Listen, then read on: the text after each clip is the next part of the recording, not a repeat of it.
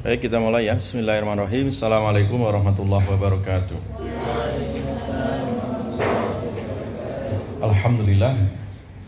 Alhamdulillah wahdah. Wassalatu wassalamu ala rasulillah Muhammad ibn Abdillah wa ala alihi wa ashabihi wa man sara ala nahjihi ila yaumil qiyamah.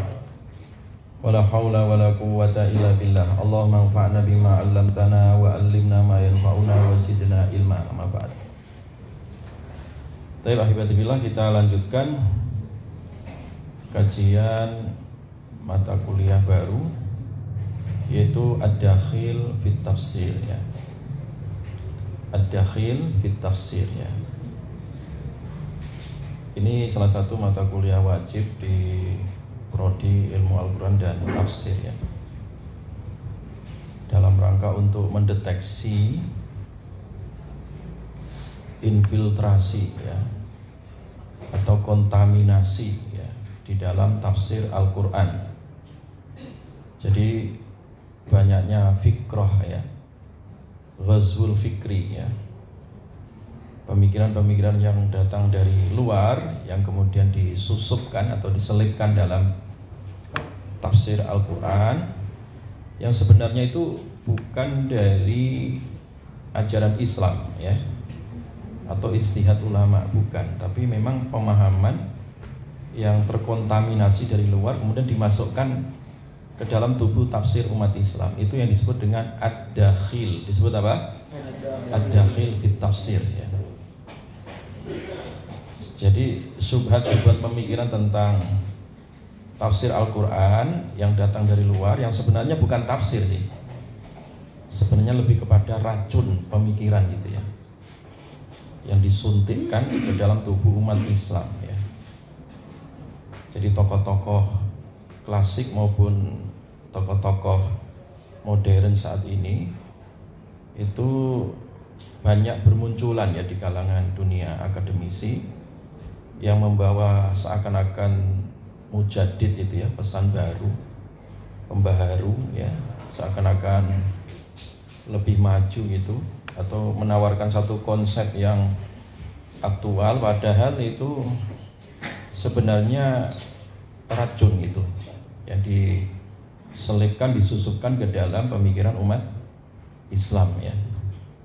Kayak misalkan tafsir-tafsir kontemporer sekarang kayak tokoh-tokoh seperti Sahrur ya misalkan ya, atau Fatimah Mernisi, atau tokoh-tokoh yang muncul dari kalangan Syiah misalkan ya, Toba-Tobai misalkan ya, atau tokoh-tokoh dari kalangan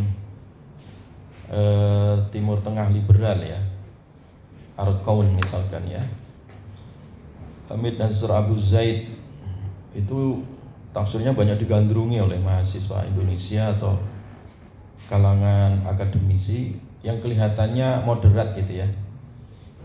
Misalkan tafsir tentang jilbab ya, bahwa jilbab itu tidak relevan dengan Indonesia, keindonesiaan misalkan ya. Misalkan menafsirkan ulang tentang batasan aurat ya. Ini teori-teorinya Sahrur ya.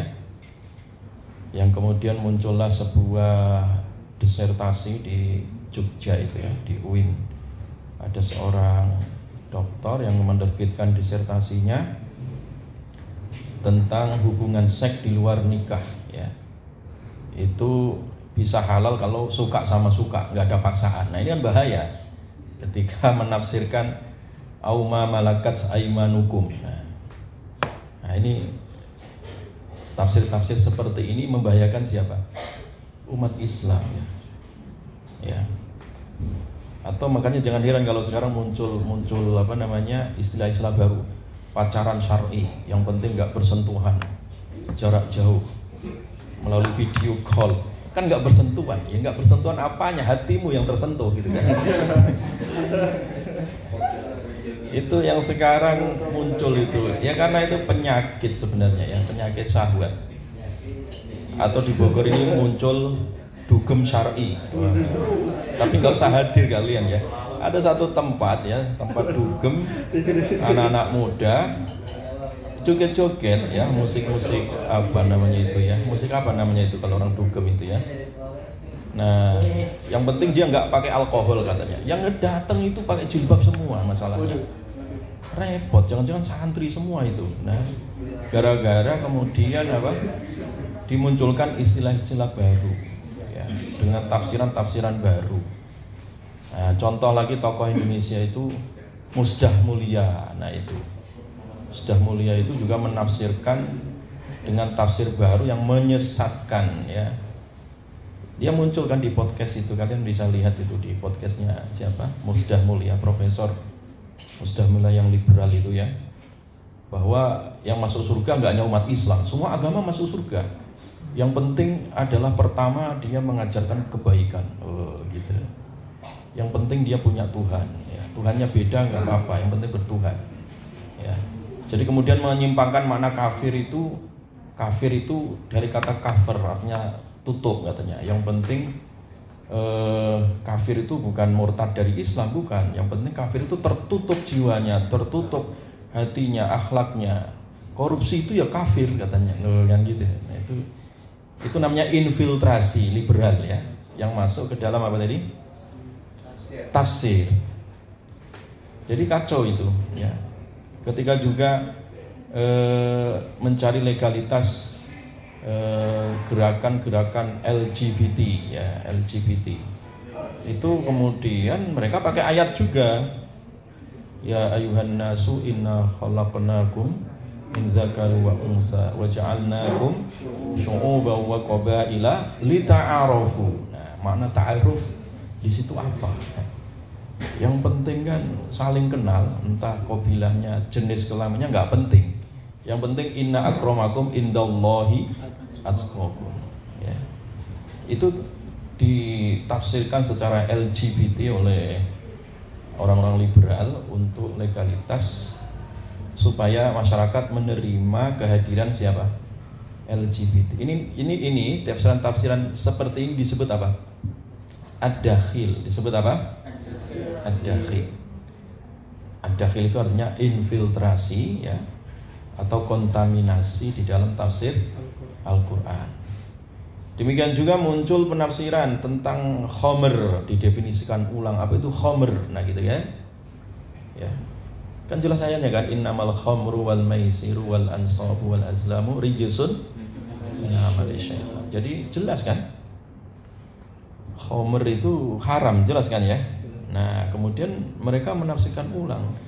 Khomer haram itu kan karena memabukkan. Nah gitu. Nah, kemudian orang liberal menafsirkan kalau itu orang Eropa atau orang yang hidup di kutub ya, yang hidupnya biasa dengan salju, maka mereka kan untuk menghangatkan badan salah satunya kan butuh minum khamr ya, maslahatnya dia minum khamr.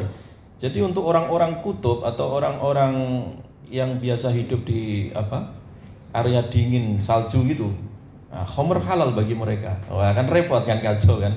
Penafsiran seperti ini itu mulai diwacanakan ya, mulai diapakan? Diwacanakan. Itu masuk dalam kategori apa tadi? Ad-dakhil fit tafsir ya, ad-dakhil fit tafsir. Jadi mata kuliah ini ada di semester berapa sekarang? 6 ya, setelah kalian memahami di semester sebelumnya ya kaidah-kaidah dasar tentang tafsir, ada mufassir dan juga ulumul Qur'annya. Nah, sekarang kita luaskan pengalaman di dalam menyelami dunia ilmu Al-Quran dan tafsir itu. Salah satunya harus mewaspadai ya, harus mewaspadai dari tafsir-tafsir yang sebenarnya bukan tafsir tetapi disusupkan ke dalam tubuh pemikiran umat Islam ya.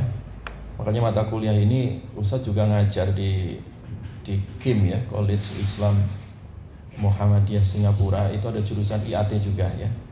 Ini salah satu mata kuliah wajib juga ya, mata kuliah Ad-dakhil fit tafsir. Demikian juga di Timur Tengah ini ada mata kuliah ini, Ad-dakhil fit tafsir.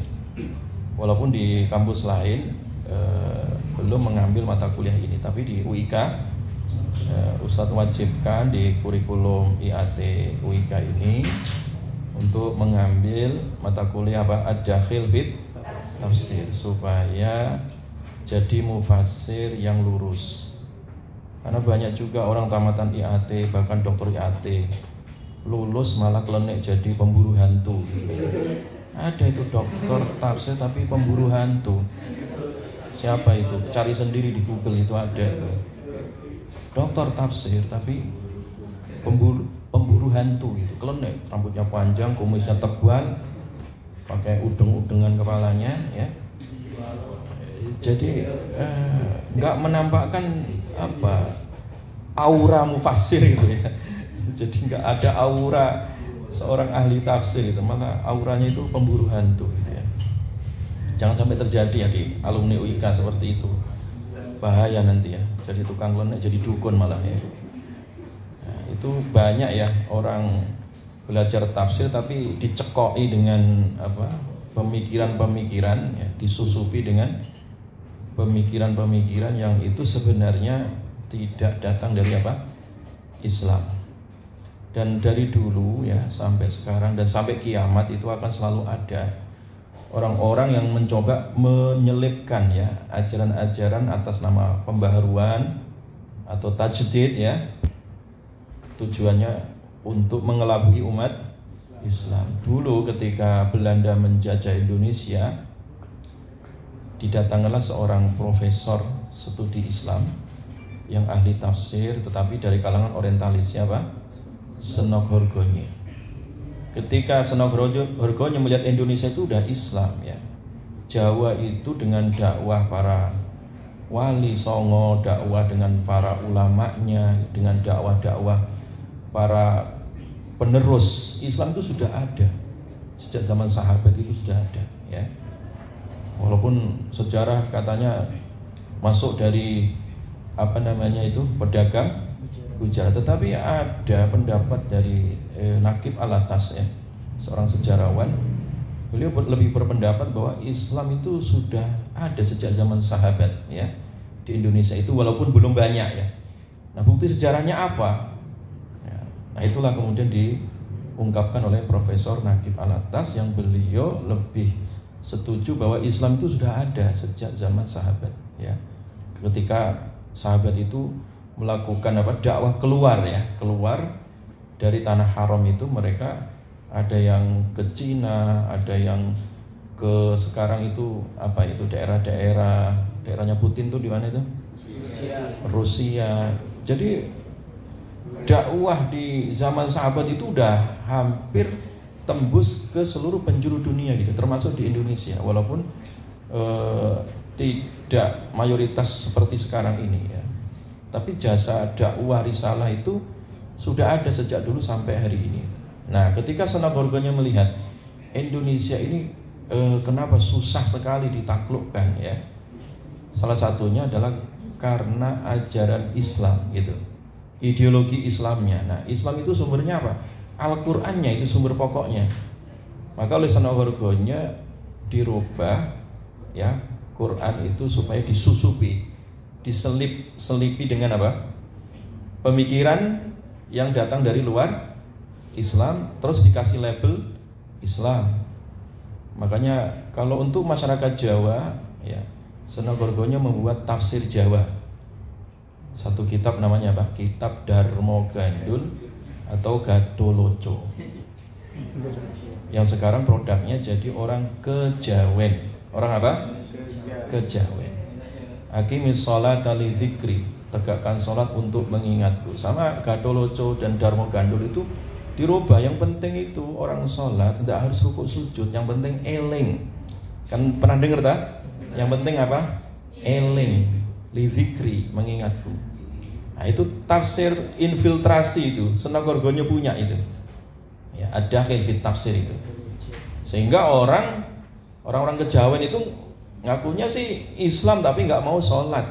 Yang penting eling. Yang penting eling itu ingat Allah maksudnya ya. Bahaya nggak itu? Bahaya. Dan itu sudah dibukukan dalam bentuk kajian ilmiah ya. Kajian ilmiah. Ada satu tokoh Menteri Agama pertama siapa? Profesor Rashidi ya, Profesor Rashidi, pendiri Dewan Dakwah Islamiyah Indonesia ya. Nah itu menerbitkan satu disertasi di Jerman untuk mengungkap kebusukan ide-ide Senogorgonya yang meracuni umat Islam melalui infiltrasi tafsir tadi ya. Ya. Makanya dulu ya kiai-kiai di Jawa itu seperti Kiai Saleh Darat ya, gurunya Kiai Hasyim Asy'ari dan gurunya Kiai Ahmad Dahlan. Jadi Muhammadiyah NU itu dulu satu guru. Siapa gurunya? Kiai Saleh Darat. Kiai Saleh Darat itu punya murid juga namanya Raden Ajeng Kartini. Itu muridnya Kiai Saleh Darat juga ya. Nah, jelas ya. Nah, jadi Kiai Saleh Darat itulah yang kemudian meluruskan tafsir bahasa Jawa pertama. Beliau nulis tafsir Quran bahasa Jawa pertama, tafsir Kiai Saleh Darat. Kalian cari di Google ya, tafsir Kiai Saleh Darat itu tafsir berbahasa apa? Jawa. Kenapa bahasa Jawa? Ya karena bahasa Indonesia belum jadi bahasa persatuan kan. Indonesia jadi bahasa persatuan kan setelah apa? Setelah merdeka. Indonesia ini kan ada 500 bahasa, ada 17.000 pulau, ya kan? Ya kan? Jadi Indonesia itu luas sekali. Nah, Senogorgonya itu keliling gitu untuk menyesatkan umat Islam di Jawa. Dia tadi bikin tafsir-tafsir palsu itu dan diluruskan oleh ulama-ulama Jawa waktu itu. Jelas ya? Nah, ini hebatnya para ulama kita. Jadi infiltrasi dan menghadapinya itu ulama kita sudah melakukan, ya sudah melakukan hal itu. Ya. Salah satu contoh terdepannya tadi Kiai siapa? Kiai Saleh Darat, gurunya siapa? Kiai Hasyim Asy'ari, pendiri NU, dan gurunya siapa? Kiai Dahlan ya, Ahmad Dahlan, pendiri siapa? Muhammadiyah. Terus ya. Nah, itu sejarahnya ya, sejarah singkat pentingnya kita mengenal apa tadi? Ad-dakhil fit tafsir.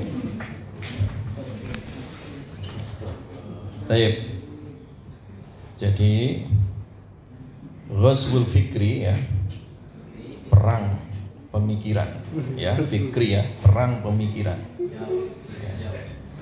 Makanya fikri itu harus banyak berpikir ya. Jangan banyak tidur ya. Jadi ghazwul fikri itu adalah sebagai asbabul wurud ya, sebab ya kekacauan pemikiran ya, yang masuk ya, disusupkan ke dalam pemikiran umat Islam itu ya, penyebabnya banyak sekali. Diantaranya adalah orientalisme ya, orientalisme. Tokoh-tokoh orientalis tadi salah satunya siapa kalau di Indonesia? Senogorgonya ya. Dan Senogorgonya ini juga tidak hanya ke Indonesia, dia berpura-pura jadi kiai ya. Makanya dia mengganti namanya dengan Abdul Ghaffar ya, sehingga bisa masuk ke Mekah. Nah, di Mekah itulah kemudian dia pura-pura haji ya, di musim haji, dan pulang dari Mekah itu nulis buku yang kemudian membuat syubhat. Ustaz ada bukunya itu ya, buku Senogorgonya. Kalian pernah baca nggak sih buku-bukunya Senogorgonya itu? Ada kok di perpustakaan FAI itu ya. Nah Ustaz baca itu ketika Senogorgonya pulang dari Mekah. Kalau dulu kan nggak tahu udah ada paspor atau belum ya. Jadi tapi dia itu menyamar sebagai seorang kiai atau seorang ulama itu ya. Makanya namanya diganti siapa tadi? Abdul Ghaffar ya. Nah dia kemudian nulis buku yang meragu-ragukan di tengah-tengah masyarakat dengan membuat sebuah syubhat. Syubhatnya begini, itu apa Islam? Nggak ada bedanya dengan orang Kristen. Kalau Kristen nyembah salib, ya umat Islam juga nyembah Ka'bah katanya. Nah kan gitu kan. Mulailah dibuat syubhat gitu. Nah, berdasarkan penelitian dia sampai ke Mekah, ya nyusup gitu ke Mekah. Ya. Dan ketika pulang itu membuat tulisan-tulisan yang intinya mengkritik ya syiar ibadah umat Islam ya. Dan bahkan Seno Gorgonio itu seorang orientalis ini, ya, ini masuk dalam pemikiran umat Islam. Itu dia membuat apa? Tim, bukan tim sukses pemilihan presiden, bukan. Tim sukses untuk meneliti hadis Nabi. Jadi setelah Seno Gorgonio itu mampu, ya, menaruh syubhat di dalam tafsir Al-Quran, khususnya tafsir bahasa Jawa tadi, tafsir keindonesiaan tadi. Kemudian yang kedua, langkah Seno Gorgonio itu membuat tim untuk meneliti hadis Nabi dengan membuat kamus pertama hadisnya. Kamus apa namanya? Al-Mu'jam Al-Mufarros li Al-Fadhil Hadis. Yang kemarin kalian udah Ustaz ajar di semester kemarin tentang takhrij apa? Hadis. Itu jasanya siapa? Wensing. Wensing itu muridnya siapa? Seno Gorgonio. Harusnya kalian jangan kalah sama Seno Gorgonio ya. Kalau Seno Gorgonio dan Wensing bisa menemukan kamus hadis ya, harusnya kalian bisa menemukan kamus studi Islam misalkan ya. Kalian bikin ensiklopedia untuk mata kuliah 37 jurusan di UIK, kalian bikin ensiklopedia kamusnya. Wah, keren. Karya Zakaria dan Sadewa. Ngalahkan Wensing kan. Gitu ya. Harusnya ya. Tapi sebenarnya kalau kalian kreatif itu ya. Nah sekarang ini kan kurikulum sekarang kan OBE ya. Jadi sekarang Ustadz wajibkan kurikulum OBE itu begini. Jadi mata kuliah itu berbasis proyek, nanti ada outputnya, ada produknya gitu. Jadi produk-produk kuliah ini diharapkan nanti kalian bisa apa yang dirangkum atau disampaikan dosen kalian tulis, sehingga nanti selesai kuliah produknya selesai jadi satu buku. Nah gitu kan. Kemarin kan sudah buku apa Zakaria? Takhrij Rosem Usmani kan kemarin sudah jadi produk kan? Terus satu lagi apa? Mustalah hadis kan ada produknya kemarin ya. Maksudnya materi-materi kayak gini kalian kembangkan itu ya, kalian kembangkan syarah dari dosen, atau nanti kalian cari literatur baru gitu ya untuk melengkapi gitu. Untuk apa tadi? Melengkapi. Jelas ya? Jadi Ghazwul Fikri ini ya penyebab apa tadi? Infiltrasi di dalam apa? Tafsir. Nah kalau era-era modern saat ini itu kita tidak lepas yang namanya ini tadi, pemikiran dari orientalisme, kemudian kolonialisme, kemudian misionarisme ya.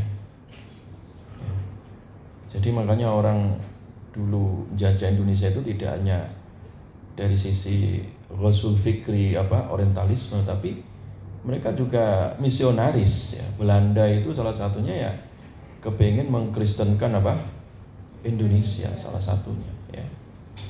Jadi yang namanya penjajah itu datang, yang dijajah itu tidak hanya alamnya tapi juga agama serta cara berpikirnya ya.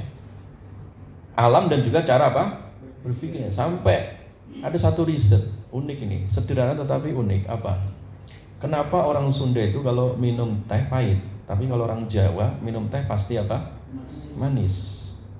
Ya saya orang Jawa, pertama kali minum teh tanpa gula itu di Kuningan ya, di daerah Kuningan ketika ngisi kajian. Seumur hidup Ustaz itu kalau minum teh ya pasti manis seumur hidup ya. Sejak lahir sampai gede itu disebut minum teh ya pasti manis. Kalau nggak manis berarti pelit itu orangnya gitu ya. Itu asumsi kebiasaan ya di Jawa itu begitu ya. Makanya kalau kalian beli es teh di Jawa nggak usah ngomong teh manis ya, nggak usah, pasti manis orang Jawa itu. Kecuali kalau di Sunda minum teh ya pasti tehnya teh tawar, itu pasti di Sunda begitu ya. Dan Ustadz pertama kali bertanya-tanya itu ketika ngisi kajian di Kuningan. udah puasa hari Kamis udah lapar gitu ya. Kemudian sama yang undang itu dikasih untuk buka puasa gitu kan, dikasih teh. Wah, ini pikiran Ustadz itu teh manis ya, diminum kok pahit ini. Ini jangan-jangan pahitnya luar biasa ini. Jangan-jangan orangnya lupa nggak dikasih gula gitu kan. Tapi saya diam nggak ngomong gitu ya, nggak ngomong. Nah, lama-lama kenal orang-orang Sunda, komunitas Sunda. Oh, ternyata biasa mereka itu kalau teh itu teh tawa begitu. Oh, ternyata. Nah, kemudian ternyata ada risetnya. Nah, Belanda dulu naruh pohon teh itu semuanya pusatnya di Jawa Barat, di Sunda ya. Dan naruh yang namanya tanaman tebu itu semuanya di Jawa. Nah, gitu. Tehnya di mana? Di Jawa Barat kan? Kan teh kan di Puncak, di Bandung kan gitu kan? Jawa Barat semua teh kan? Tapi kalian ketemu nggak pohon tebu di Jawa Barat? Kan nggak ada, jarang. Pasti adanya di mana? Di daerah saya sana, ya. Di daerah Jawa pasti ya. Nah, disinilah menjadi kultur masyarakat ya. Ini penelitian, ini riset ini, bukan dongeng, ini riset. Maka di sini jadi kultur masyarakat ya, bahwa orang Sunda itu kalau mau teh ya udah teh diminum nggak usah gula, karena gulanya jauh di Jawa sana kan gitu. Nah, orang Jawa ya karena tebu itu ya kayak nasi di depan mata, ya udah biasa manis, makan gula apa makan gula. Sampai saya kecil itu loh, kalau makan nggak ada lauk itu dikasih gula sama mak saya itu, nasi sama gula gitu. Misalkan bancaan kalau nggak ada duit ya, bancaan lah, bancaan itu apa ya, bancaan itu tasyakuran gitu ya. Nah, biasanya kalau nggak ada jajan itu sama emak saya atau orang-orang di tempat saya itu ya nasi gula, itu nasi plus gula, itu dari kecil begitu. Makanya lidah saya itu manis terus gitu ya. Gula. Sampai di Jawa itu loh, makan masakan itu ya pasti ada gulanya, betul nggak? Ya kalau orang Jawa.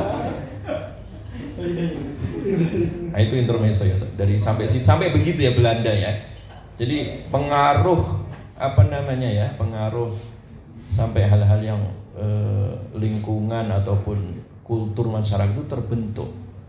Penjajah itu bisa membentuk gitu ya, bisa membentuk kultur satu daerah, wasul fikrohnya ya. Kolonialisme itu nanti dikaitan ekonominya ya, atau misionarisme itu nanti agamanya dijajah ya. Jadi wasul fikri inilah yang menyebabkan tadi umat Islam itu terjajah ya. Nah, sehingga dampaknya ya ketika pemikiran-pemikiran infiltrasi tadi itu masuk ya kan, syubhat itu masuk ya kan, yang terjadi apa? Desakralisasi ya, atau liberalisasi atau sekularisasi gitu kan. Jadi ajaran umat Islam, ajaran yang asli itu terkontaminasi ya. Dari sisi apa? Syariat. Nah, syariatnya dirubah. Nah, dirubahnya supaya kelihatan cakep, kelihatan ilmiah ya, dirubah metodologi ijtihadnya. Ya kan? Itu namanya desakralisasi atau sekularisasi. Ya, melalui pemikiran ini. Tafsirnya juga sama, Qur'annya dilakukan itu tadi, menyelipkan syubhat-syubhat ya. Entah atas nama metodologinya, sekarang muncul metodologi ya dalam tafsir tentang hermeneutika ya kan. Yang kalian sudah belajar kemarin ya, di seminar itu udah dijelaskan apa itu bahaya hermeneutika. Itu juga infiltrasi ya, tafsir ya. Dari sisi akidah juga sama ya. Sisi akidah, untuk pendangkalan akidah juga diselipkan, disusupkan pemikiran-pemikiran. Nah, yang paling mewabah sekarang di era global ini adalah sinkretisme. Sinkretisme. Sinkretis itu apa? Mencampur adukkan ya. Mencampur adukkan ajaran-ajaran agama menjadi satu. Ya. Kalau bahasanya Yunus, gado-gado ya. Atau tahu apa Nus, orang Lamongan itu Nus? Kalau makan gado-gado itu ada namanya tahu, bukan tahu tek-tek ya. Ini dicampur gitu ya, campur aduk ya, gado-gado gitu. Nah itu sinkretisme ya. Jadi sinkretisme itu maunya agama perdamaian ya, damai. Jadi nggak usah dipermasalahkan Tuhannya siapa, caranya siapa. Yang penting diambil baiknya semua agama, dijadikan satu, dioplos jadi satu. Ya, itu namanya sinkretisme. Contoh sinkretisme itu apa? Salam dioplos dari satu. Assalamualaikum, Om, Santi, ya, atau apalah itu salamnya dioplos jadi satu. Apa sih itu ya, salam-salam kayak gitu tuh? Itu sinkretisme contohnya itu ya. Nah. Jadi salam ya assalamualaikum aja gitu kalau Islam ya. Ya kalau agama lain ya silahkan saja urusan dia. Tapi nggak usah kita itu kemudian apa mencampur aduk salam semua apa agama. Itu namanya apa? Sinkretisme. Ya. Sinkretis. Jelas ya? Hari raya ya sudah, kita masing-masing punya hari raya, ya kan? Tidak perlu merayakan hari raya bersama-sama. Ya. Misalkan hari ini hari rayanya semua agama di masjid, besoknya lagi semua agama hari rayanya di mana? Di gereja misalkan. Itu namanya sinkretisme. Atau sholat. Nah, dia pakai rukuk dan sujud tetapi juga pakai cara Kristen misalkan. Nah, 1, 2, 3. Atau pakai cara Buddha atau pakai Majusi. Nah, terus itu dicampur aduk. Iya kan? Sembayangnya. Seakan-akan kan bagus ya. Itu namanya sinkretisme. Iya kan? Pernah lihat enggak itu? Pernah di Istiqlal itu ada orang pakai apa ya, Sinterklas apa itu bajunya itu ya, merah putih apa itu, terus zikir tapi bajunya baju Sinterklas atau baju apa agama biksu misalkan dipakai. Nah, zikirnya sih la ilaha illallah tapi caranya pakai cara biksu ya nggak boleh. Itu namanya apa? Sinkretisme. Nah sinkretisme ini juga masuk dalam infiltrasi akidah. Jelas ya? Nah kemudian kita lebih detail lagi ya, masuk ke materi dalam mendefinisikan ini apa ad-dakhil ya. Apa itu ad-dakhil secara lughatan wa istilahan ya. Nah sebelum kalian tadi sudah diberikan pengantar tentang ad-dakhil,